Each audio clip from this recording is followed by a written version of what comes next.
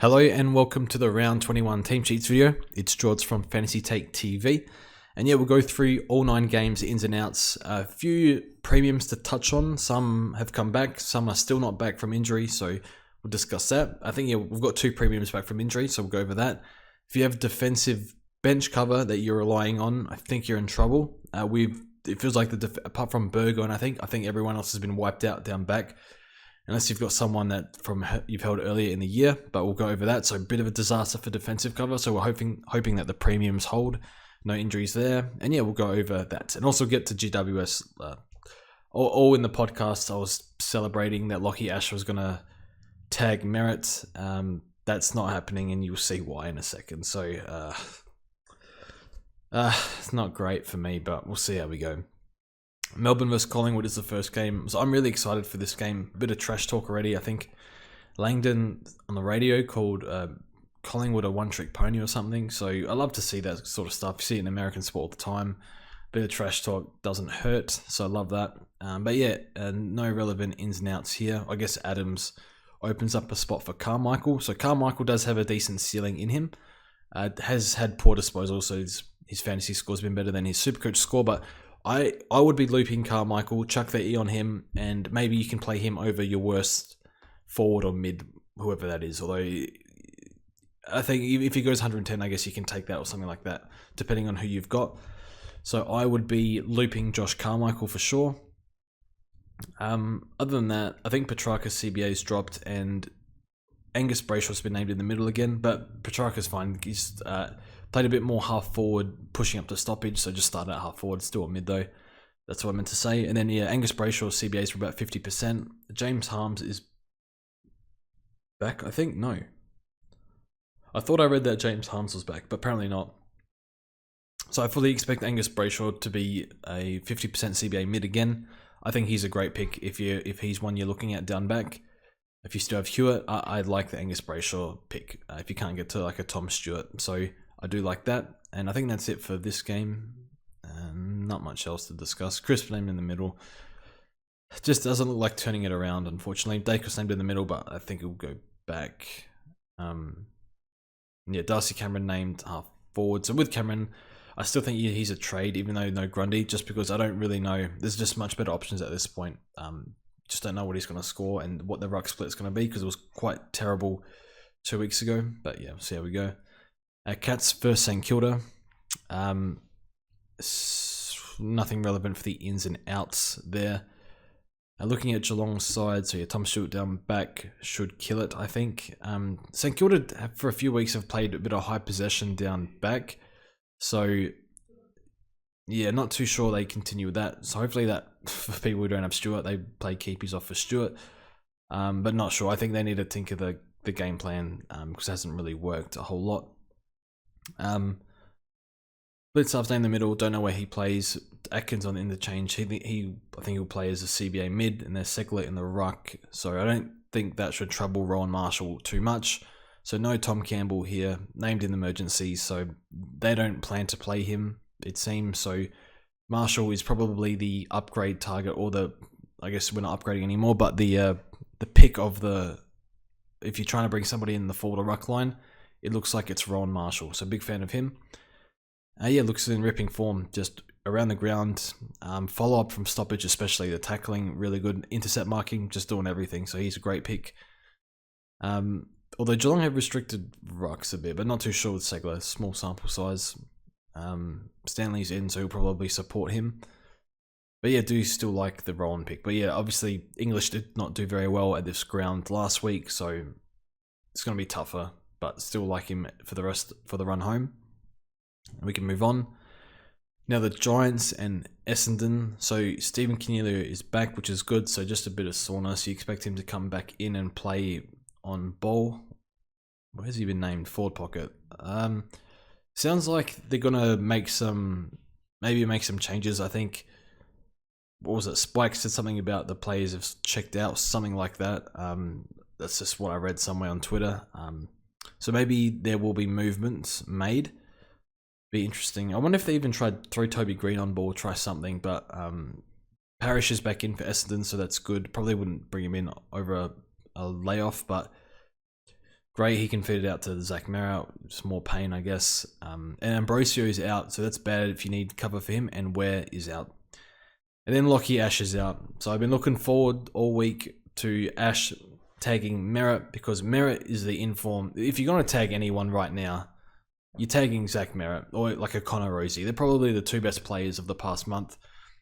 Watching Merritt, it's a horrible experience not having him and watching him play, because he sits on the outside of stoppages, so he gets so many tackles doing that, because a lot of the time he's not trying to win first possession, he's just waiting for the receive or tackling.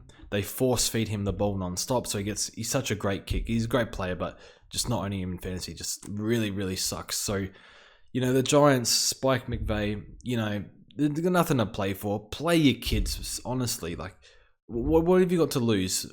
But I don't know. It's just, this felt like if there's any week in any game that you're going to play a tagger, it's Lockie Ash against Zach Merritt. But again, end of the season, maybe they just don't want to tag. But, he knows that he's not getting the job next year. So, yeah. Just, I posted on Twitter, just lost for words, that this is a perfect chance to tag someone. Like, if they're serious about winning, they got to put time into Zach Merritt, because they can't let him run around, do what he wants, get 20 receives every game and get 15 kicks inside 50 just by himself, running around the back. So yeah, look, I'm not as fired up as I was for my for the review video I did before, but bloody hell, if Zach Merritt goes off, I might lose it again. So we'll see, but see how we go. I think that's enough on Lockie Ash, but yeah, thanks very much, Spike. Hopper, hopefully he's cheap for next year. I'll pick him if he's fully fit. And then Himmelberg's a weird one. So they said that they like the look of him forward, but they play games with him. Like, settle him in a position. Honestly, what are they doing? It's forward, then it's defense, and it's in the ruck, and then he doesn't even know what he's doing. Just settle him down back. Like, settle him. You got nothing to lose. What's the point of playing him forward right now? He's played it exceptionally well that he was going to warrant a tag from Brian Clark last week. Play him down back, let him play that role, and then in the preseason figure out if he's a defender or a forward. They got a few tools. They got Hogan, whatever. They're playing the dual ruck. Just play him down back, but I wouldn't trade him. I still think if he gets 2 quarters down back, he'll probably score well enough, because he was tagged as well last week when he went down back. So if you get 2.5 quarters, he'll score well. So I think they'll use him in both again, but I'm not too sure. So I certainly wouldn't trade him in, but I don't think he warrants a trade out. It's an interesting one though. For fantasy, maybe it's a trade out, but for Supercoach, a bit better scoring. So it's a tough one, but yeah, that's my take on that anyway. Redmond's a nice pod if you want to get him in. And that's pretty much it. I can't believe they dropped Ash. Anyway, Hawthorn versus Gold Coast. So Jai Sarong is a rookie. I was looking at his numbers. I'm not sure where he plays. Probably, I'm guessing half forward. He's been named, half forward. So maybe that role that similar to what Connor McDonald's been playing. Don't know if he's small forward, half forward, because he hasn't hit 20 possessions plus in the VFL except for last week. So again, not sure. I think he's a mid forward. I think so. Yeah, I'm not exactly sure what role he plays, but I would expect like a 50 score from this. So I guess if you need a downgrade option, you could go him, but not someone at this point of the year. I wouldn't want him on the field. CJ suspended. That should help Sicily a little bit. And that's pretty much it. Finn McGuinness, does he go to Tuke Miller? So I wouldn't put the C on Tuke this week, or VC. I think Tuke could go very well. Hawthorn's a nice matchup, but Finn McGuinness, they've been consistently using him as a tagger, and if you're tagging anyone on Gold Coast, you go on to Tuke Miller. So I would avoid that. And Rankin, hopefully he comes to the Crom. I was just reading about it before. It's reported they've offered him 800k. So a lot of money, but he's gone. So see how that goes. Port versus Richmond. So Teakle, we have ruck cover. So if you don't have an English or Rowan in the forward line, you got ruck cover now. So they're going to play him. Probably use him as the main ruck. Yeah, main ruck now. So Dixon and Finlayson can actually play a bit more forward. I guess Marshall out and Georgiadis out kind of force their hand. Houston's back in. I think he's been wearing a glove lately, but not too sure. So coming back from concussion. So sometimes players don't come back super well from concussion, so probably avoid bringing him in, but he's been an underrated pick this year. And on Richmond side, so where's Jaden Short? So the name 1 to 6 defenders on the bench, 7 defenders, 8. So 7, not including Baker. So that's not good for Jaden Short. So I don't think Short's going back again.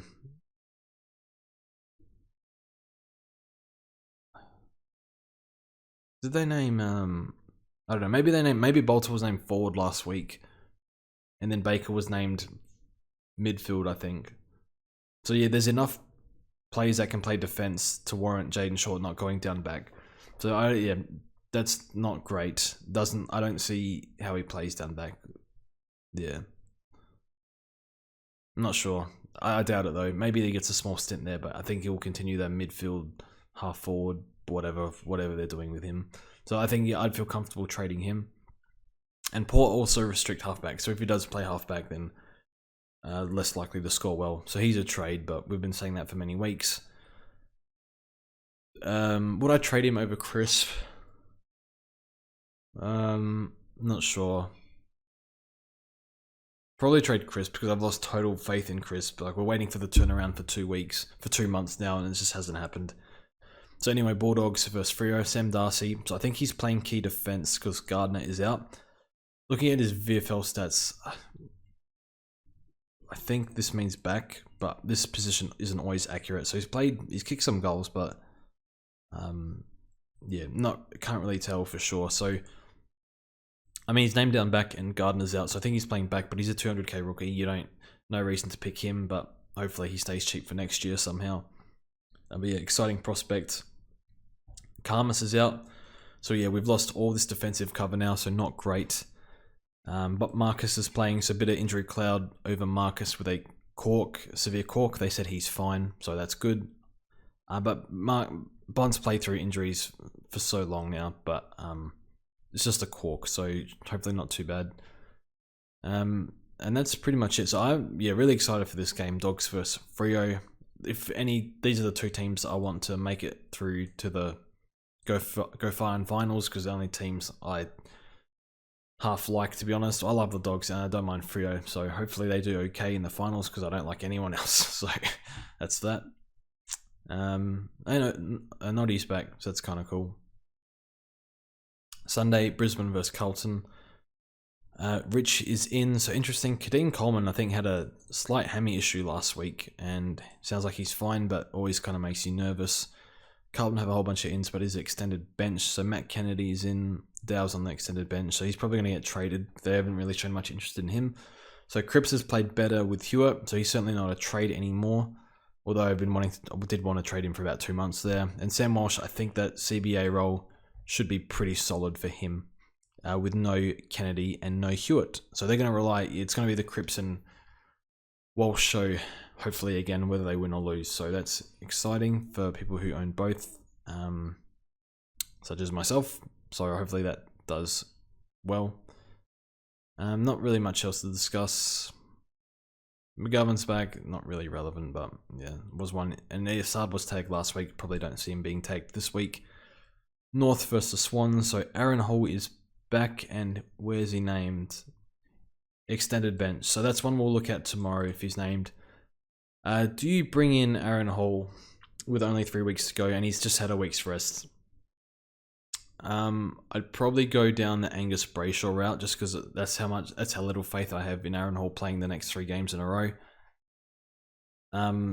But yeah, it's a risk. I wouldn't do it, but I think I understand it a bit more than I did. I think it was 7 weeks ago, or 5-6 weeks ago, I said absolutely not, just because of the history of this year. But with 3 weeks to go, if you want to go for it, I'm not against it. I wouldn't advocate for it, but I won't talk you out of it. So that's an interesting one there. Paul Curtis is back. So poor Eno lost his forward cover last week and had to trade Cogs, or he would have got a donut, but yeah, probably would have held and fielded Curtis, but he was health and safety issue. And then on the Swans side, nothing too much here. Yeah, Isaac full forward, 4 tons in a row for King Isaac. I don't get mad. Even though I traded him, I don't get mad. I love watching him play. Him and Rosie, favourite players to watch at the moment. And Laird, I guess, watching Laird pick in the middle. Eagles versus the Crows. So Josh Kennedy's farewell game. You expect a big one for him. I think the Crows' key defender is still very young. I haven't had the best season for both of them, I think. But yeah, I expect Kennedy to go out with a bang here. They've brought in a whole bunch of players. A few outs. Cully's done a hammy. I don't think we'll see him for the rest of the year. West out. Petrocelli out. So maybe they do need Greg Clark. I guess not really relevant, so probably stop talking about that.